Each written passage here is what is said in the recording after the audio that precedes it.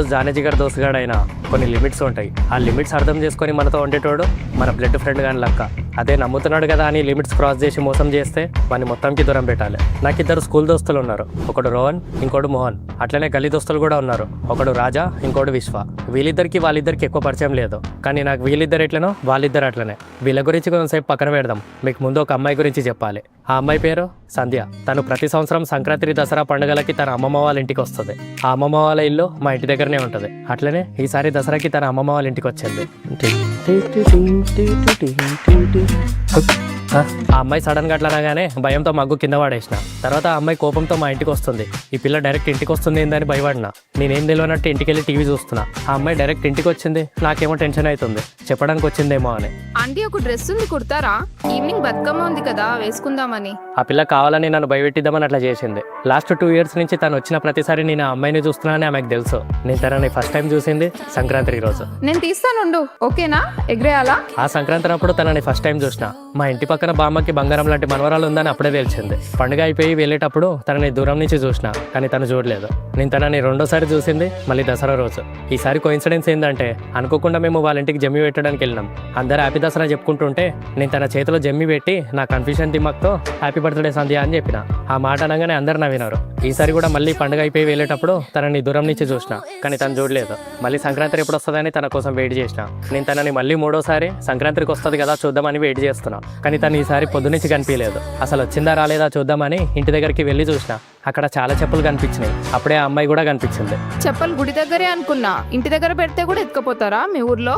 అయ్యో చీ, నేను క్యాజువల్ గా మీ ఇంటి సైడ్ చూసిన. నేను షాప్కి వెళ్తున్నా. షాప్కి వెళ్తున్నావా? మీ మమ్మీ కుట్టిన బట్టలు ఇవ్వడానికి వెళ్తున్నావా? మీకెట్లా తెలుసు? నాకు మా అమ్మమ్మ అన్నీ చెప్పింది. మీరు చాలా మంచోళ్ళంట కదా, మీ మమ్మీ బట్టలు కుడుతుందని. కానీ నువ్వు ఇట్లాంటి అని వీళ్ళకి తెలియదు అనుకుంటా. అయ్యో ఎట్లాంటి సంధ్య, నీ చెప్పులు ఎత్తుకుపోయేటోని అయితే కాదు నిజం. అది కాదు మరి, పండుగలకి నేను రావడం కోసం వెయిట్ చేస్తున్నావని. మీ మమ్మీ మీద రెస్పెక్ట్తో నేనేమంటలేను, లేదంటే మా వాళ్ళకి ఎప్పుడో చెప్పేదాన్ని. నువ్వు నన్ను సంవత్సరానికి 2 సార్లు చూసి మళ్ళీ 6 నెలలు వెయిట్ చేసి నీ టైం వేస్ట్ చేసుకోకు. నీ మంచి కోసమే చెప్తున్నా. ఈసారి కూడా పండుగ అయిపోయి వెళ్ళేటప్పుడు తనని దూరం నుంచి చూస్తున్నా, కానీ ఈసారి ఆ అమ్మాయి కూడా నన్ను చూసిందంటే ఏదో ఒక ఫీలింగ్ నా మీద స్టార్ట్ అయినట్టే కదా అనుకొని ఆ హ్యాపీనెస్తో ఇంకో 6 months వెయిట్ చేసిన. మళ్ళీ నేను తనని 4వ సారి దసరాకి చూసిన. ఈసారి కూడా మా వాళ్ళు జమ్మి పెట్టడానికి వెళ్తారని ఎక్కడికి వెళ్లకుండా నేను మా వాళ్ళతోనే ఉన్నా. అప్పుడే మా డాడీ వెళ్దాం అవే అక్క వాళ్ళ దగ్గరికి, పోయినసారి వెళ్ళాం కదా. మా డాడీ అట్లా అనగానే ఖుషి అయినా మళ్ళీ వాళ్ళ ఇంటికి వెళ్తామని. లేట్ అయింది కదా, ఇంకెందుకులే, ఏమొద్దు. మా అమ్మ అట్లా అనగానే భయపడినా క్యాన్సిల్ అవుతుందేమో అని. పండుగ కదవే కలిసి వస్తే బాగుంటుందేమో. మా డాడీ అట్లా అనగానే మళ్ళీ ఖుషి అయినా. లేట్ అయింది కదా, పడుకున్నారేమో మరి. మా అమ్మ అట్లా అనగానే మళ్ళీ భయపడినా. చూద్దాం, లైట్స్ ఆన్ చేస్తుంటే కలిసి వద్దాంలే జల్దీ. ఈ టైం వరకు వాళ్ళు మేల్కుంటారు, పడుకుంటారు జల్దీ. పోయినసారి కలిసినాం, ఈసారి కలవకపోతే బాగుండదేమోనే. ఏం కాదులే, వెళ్ళకపోయినా రేపు పొద్దునైనా పెట్టొచ్చు. పొద్దున తను వెళ్ళిపోతుందమ్మా. ఇప్పుడు అందరు ఉన్నారేమోనే, వాళ్ళ పిల్లలు కూడా వచ్చింటారు. మళ్ళీ రేపు ఎక్కడోళ్ళు అక్కడికి వెళ్ళిపోతారు. నువ్వు మంచి డాడీ, అర్థం చేసుకుంటావు. జమ్మి ఉందా మరి? నా దగ్గర ఎక్కువ లేవు, వాళ్ళ దగ్గర ఎక్కువ మంది ఉంటారు. వాళ్ళ దగ్గరికి వెళ్తామని తెలిసి ముందు జాగ్రత్తగా నా జేబులో జమ్మి రెడీగా పెట్టుకున్నా. మా అమ్మ మళ్ళీ క్యాన్సిల్ చేయొద్దు అనే గ్యాప్ లో నా దగ్గర ఉన్నాయని చెప్పిన. తర్వాత అందరం మళ్ళీ వాళ్ళ ఇంటికి వెళ్ళినాం. తనకి మళ్ళీ జమ్మి ఇచ్చి విష్ చేస్తుంటే, ఈసారైనా దసరా అని చెప్పురా, బర్త్డే అంటావేమో మళ్ళీ అట్లా అనగానే అందరు నవ్వుతున్నారు. సంధ్య కూడా నవ్వుతుంది.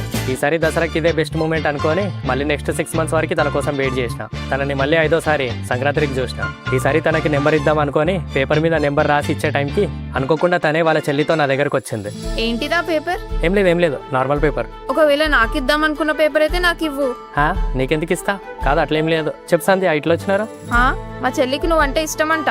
నువ్వు 2 సార్లు దసరా అప్పుడు ఇంటికి రావడం చూసి నీకు పడిపోయిందంట. నువ్వు ఎట్లా నచ్చినావో నాకైతే అర్థమైతలేదు. నిన్ను ప్రతిసారి వచ్చినప్పుడల్లా చూసి మళ్ళీ 6 months వరకు వెయిట్ చేయకుండా ఉండలేకపోతుందంట. అందుకే ఈసారి ఎట్లయినా చెప్దామని నన్ను అడిగి నీకు చెప్పమనింది. ఎందుకు నవ్వుతున్నావు? నేను నీకు నచ్చలేదా?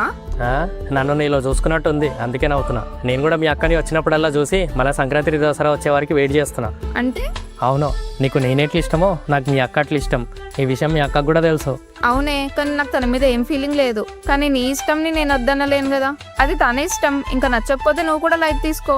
ఎలా లైట్ తీసుకుంటా అక్క? కదా, ఎట్లా లైట్ తీసుకుంటా? తనని చూసి వెళ్ళిపోయినాక మళ్ళీ పండుగ ఎప్పుడు వస్తుందా అని వెయిట్ చేస్తున్నా కదా. నేను కూడా వెయిట్ చేస్తున్నా. ప్రతిరోజు తనే గుర్తొస్తున్నాడు. గుర్తొస్తున్నావు. ప్రతి సంవత్సరం సంక్రాంతి దసరాకే ఎందుకు, అన్ని పండుగలకి వెళ్దాం అనిపిస్తుంది. నాకు కూడా అన్ని పండుగలకి రావచ్చు కదా అనిపిస్తుంది. మనం వచ్చి వెళ్ళిపోయిన ప్రతిసారి తను నన్ను చూసేవాడు. నిన్ను కాదమ్మా, మీ అక్కనే. తను లేకుండా ఉండలేకపోతున్నా అక్క. నేను కూడా మీ అక్క లేకుండా ఉండలేకపోతున్నా. ఇప్పుడు ఇట్లనే ఉంటది. ఒక్కసారి ఓకే చెప్పినాక దూరం ఉంటది కదా అని మోసం చేసినా చేస్తారు. మీ సిటీ వాళ్ళని నమ్మడానికి లేదు. ఏమైంది ఆగిపోయినావు? చెప్పు మా చెల్లికి ఇది. నా ప్రేమ నమ్మకంతో ఉండేది, అనుమానంతో కాదు. నువ్వు దగ్గరున్నా లేకపోయినా నీ విషయంలో ఒకేలాగుంటా, మోసం చేయను. ఈ మాట చెప్పినాక వాళ్ళ అక్క కొంచెం ఇంప్రెస్ అయింది. కానీ వాళ్ళ చెల్లి, అక్క నాకు తన మీద నమ్మకం ఉంది అట్లా చెయ్యడని. మీ చెల్లి నమ్ముతుంది, నీకేం పట్టితే నాకు అర్థం కాదు.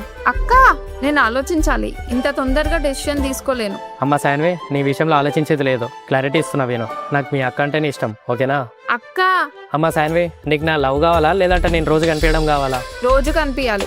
మీ అక్క ఓకే చెప్తే నేను మీతోనే కదా ఉండేది, అప్పుడు నీకు ఎప్పుడు కనిపిస్తూనే ఉంటా. పాప మా పిల్లకి లవ్కి అట్రాక్షన్కి డిఫరెన్స్ తెలియక ప్రపోజ్ చేసింది. కళ్ళ ముందు కనిపిస్తూ ఉంటా అని చెప్తే అర్థం చేసుకోండి. అవునక్క ఒప్పేసుకో అక్క, ఉంచుకుందాం.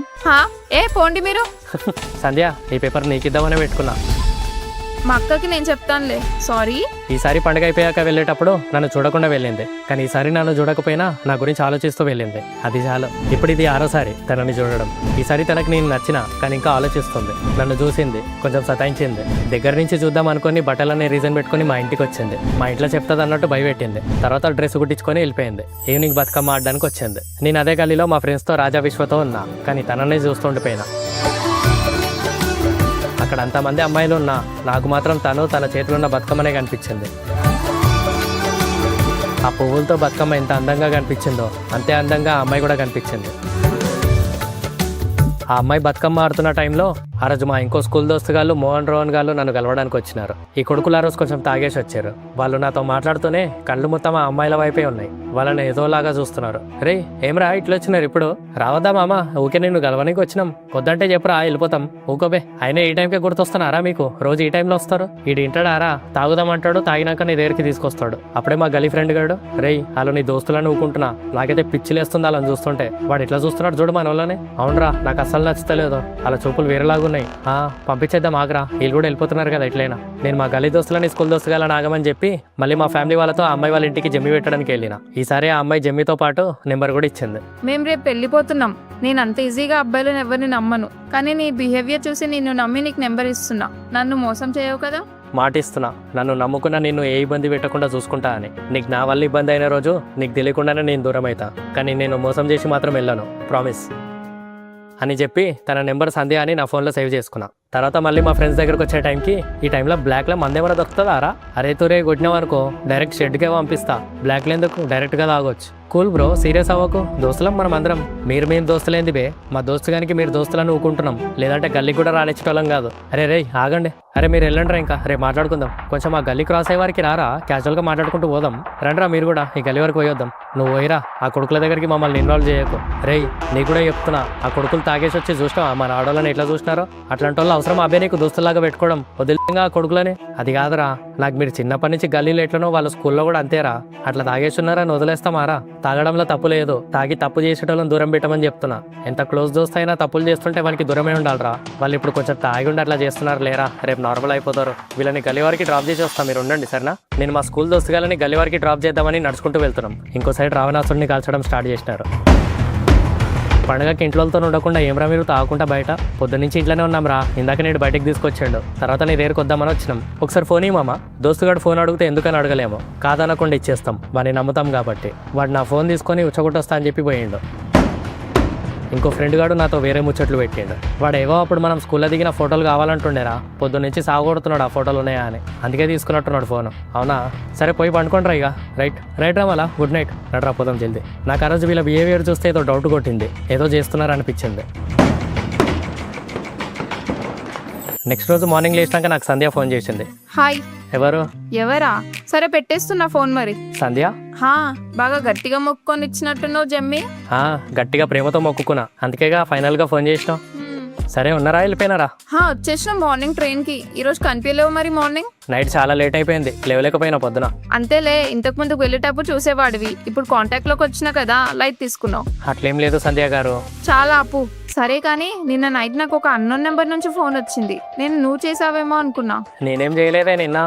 నువ్వు కాదు, ఎవడో మరి ఫోన్ చేసి డైరెక్ట్ గా ప్రపోజ్ చేసి మాట్లాడుతున్నాడు. తాగి ఉన్నట్టున్నాడు హవ్లగాడు. కట్ చేయాల్సింది ఫోను. నీకు ఒకసారి పంపిస్తా ఆ నెంబర్, ఒకసారి చూడు, నీకేమైనా తెలుసేమో. పంపు. తన ఫోన్ నెంబర్ పంపినాక నా దాంట్లో ఉన్నారేమో అని సెర్చ్ చేసి చూస్తే మా ఫ్రెండ్ మోహన్ గారి నెంబర్ కనిపించింది. ఒకసారి ఫోన్ ఇవ్వమా. ఫోన్ చేసింది మా స్కూల్ దోస్తుగాడని షాక్ అయినా. నైట్ వాడు నా ఫోన్ తీసుకొని నా కాంటాక్ట్ లిస్ట్ ఓపెన్ చేసి అమ్మాయి నేమ్స్తో ఉన్న నెంబర్స్ చూసిండని అర్థమైంది. అందులో జస్ట్ సంధ్య అని సేవ్ చేసుకున్న నెంబర్ తీసుకున్నాడని అర్థమైంది. మా దోస్తుగాడు అట్లా చేసిండు అనుకోగానే ఫుల్ కోపం వచ్చింది. సంధ్య సారీ, వాడు నా దోస్తుగాడే. ఆ కొడుకులు నిన్న తాగొచ్చి నాకు తెలియకుండా నెంబర్ తీసుకున్నారు. నేను చెప్తా వాళ్ళకి, సరేనా? నువ్వు టెన్షన్ తీసుకోకు. అవునా, సరే చెప్పు. నాకు భయం ముందే, నిన్ను నమ్మి ఇచ్చినా నేను నెంబర్. ఇంకోసారి నీకు వాళ్ళ దగ్గర నుంచి ఫోన్ రాదు, ప్రామిస్, ఓకేనా? ఇప్పుడే ఫోన్ చేసి చెప్తా వాళ్ళకి. ఓకే. అరే ఏమ్రా మీరు తాగితే ఏం చేస్తారో కూడా సోయి ఉండదా రా? ఏమైందిరా? వాడు నిన్న నా ఫోన్ తీసుకొని ఒక అమ్మాయి నెంబర్ తీసుకున్నాడు బేయాడు. అరే ఆడు నిన్న నైట్ ఎవరికో ఫోన్ చేసి ప్రపోజ్ చేసి మాట్లాడుతున్నాడు. నేను అడిగినా ఎవరని చెప్పలేడు.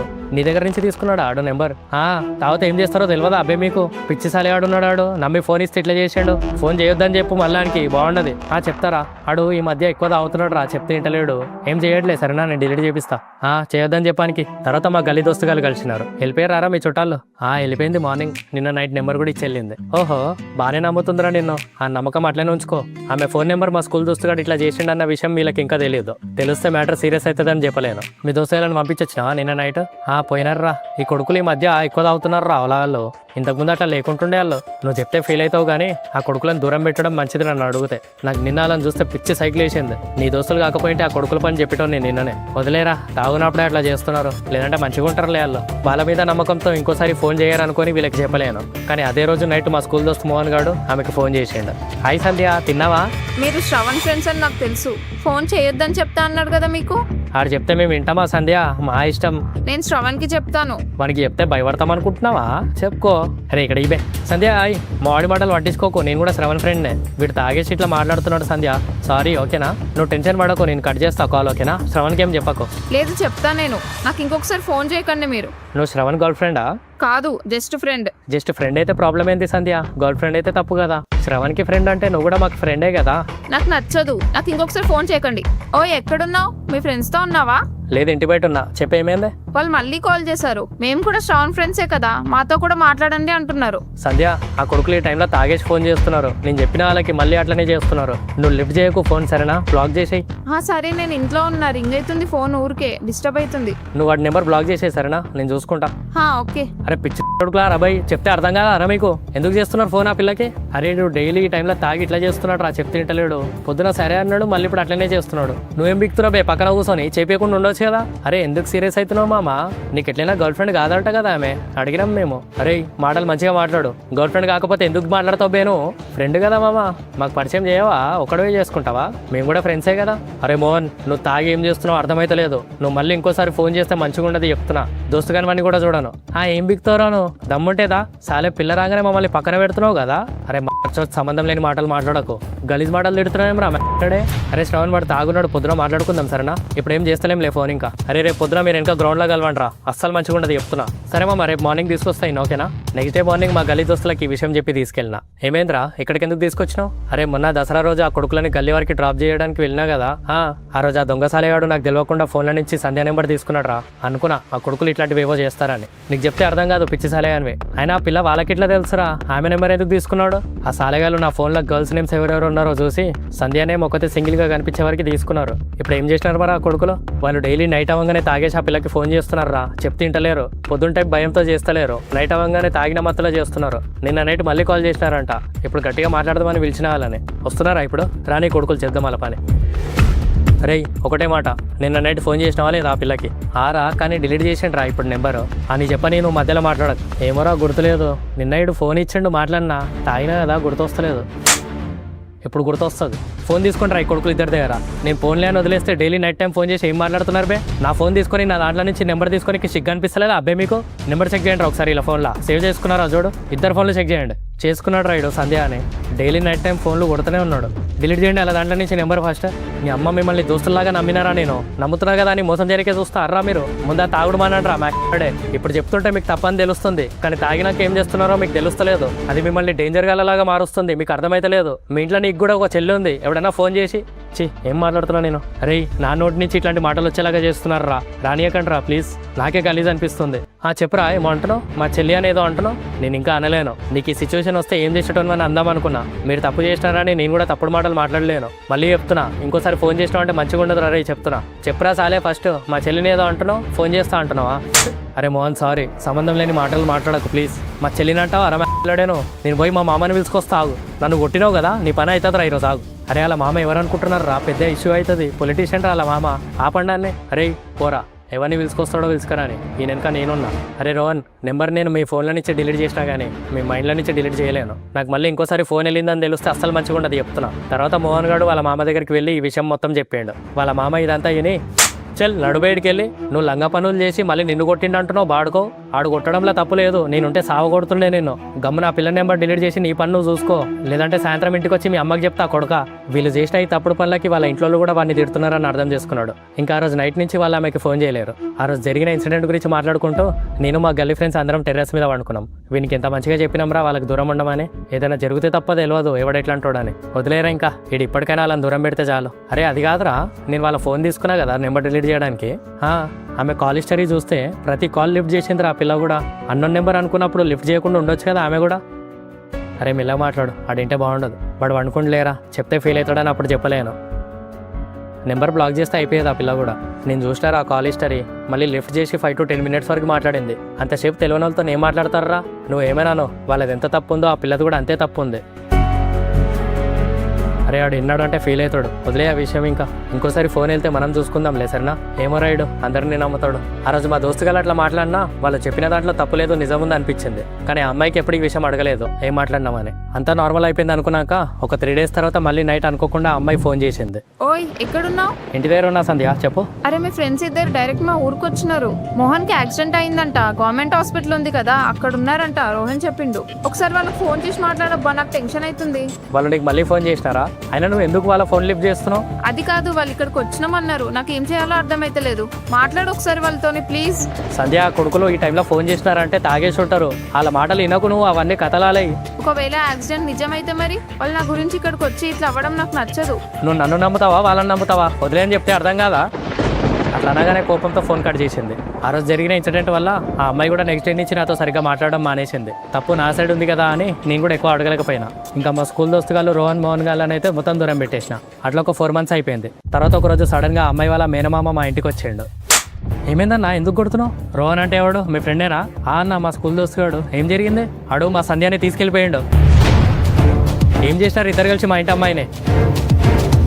ఆ మాట అనగానే నేను షాక్లోకి వెళ్ళిపోయినా. నా దగ్గర ఆన్సర్ లేదు. 4 months నుంచి ఏమవుతుందో తెలియదు. ఆ రోజు జరిగిన గొడవ తర్వాత అంత క్లియర్ అయింది, ఫోన్లు చేయడం మానేసినారు అనుకున్నా. కానీ తర్వాత ఇంకేదో జరిగింది. ఇక్కడ అసలు ట్విస్ట్ ఏంటంటే అప్పుడు ఆమెకి డైలీ నైట్ కాల్ చేసి మాట్లాడింది మోహన్ గాడు. కానీ ఆ పిల్ల వెళ్ళిపోయింది రోహన్ గాడితో. ఎందుకు వెళ్ళిపోయిందని పెద్ద క్వశ్చన్ మార్క్ ఉండిపోయింది. ఆన్సర్ లేదు. ఏం జరిగిందో తెలియాలంటే ఆ మోహన్ గాని పట్టుకుంటే ఇదంతా తెలుస్తుందని నేను ఆ మామ మా గల్లీ దోస్తులు అందరం వెళ్ళి వాడిని పట్టుకున్నాం.